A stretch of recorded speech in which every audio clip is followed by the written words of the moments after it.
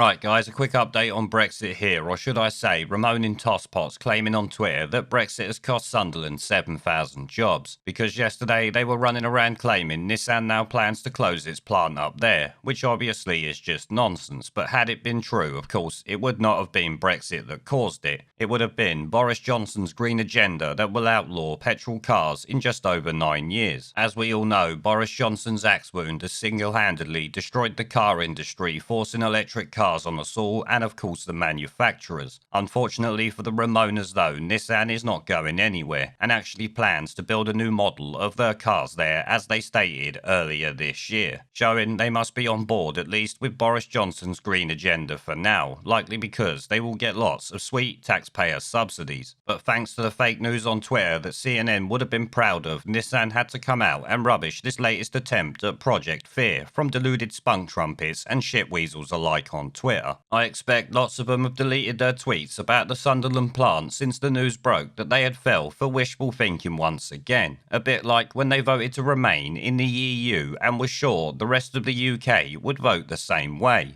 That could also be why we are seeing suspicious activity over in America at their elections earlier this month. The elites did not want to lose another vote after Brexit and Trump in 2016. But this was so clearly fake news to me even before Nissan came out to rubbish it, because I covered them talking about the future of production in the UK earlier this year. Nissan have literally invested billions into it, closed plants in Europe to focus here even if there are post-Brexit tariffs. The Japanese are smart people. They know where the shore bear is. The UK is an historic power, the EU is a political shitshow controlled by tosspots, so it was a no-brainer, I expect. But the Sunderland Echo released an article rubbishing Remoaners Project Fear once again, so we will take a quick look at what that has to say. It headlines, Nissan dismisses reports it's set to close its Sunderland plant. Nissan has dismissed claims that it is to close the Sunderland plant with a loss of around 7,000 jobs. Reports on social media have quoted a German automotive magazine which has claimed an unknown manager at the firm has said the factory is facing the axe. The reports say the source's comments translate as Nissan plans to close its Sunderland plant. A decision has been made and it's not favourable for the UK. We have spoken to Nissan tonight and they have dismissed the reports. Obviously, this was always going to be a load of bollocks. And certainly, if they were trying to say that it was about Brexit, if it was about anything and they were closing this plant, it will be Boris Johnson ending the production of diesel and petrol cars. So just by that, you can literally see how easy it was to dismiss. But I have to say, it really goes to show just how desperate these Remainers are that they would stoop to this level. They see someone say something on Twitter, take it as fact, and then run with it. And of course, Twitter jumps on the bandwagon, getting all happy that they can blame something on Brexit, when in actual fact, it's just a complete load of bollocks, like the UK wanting to stay in the EU that they claimed for all those years.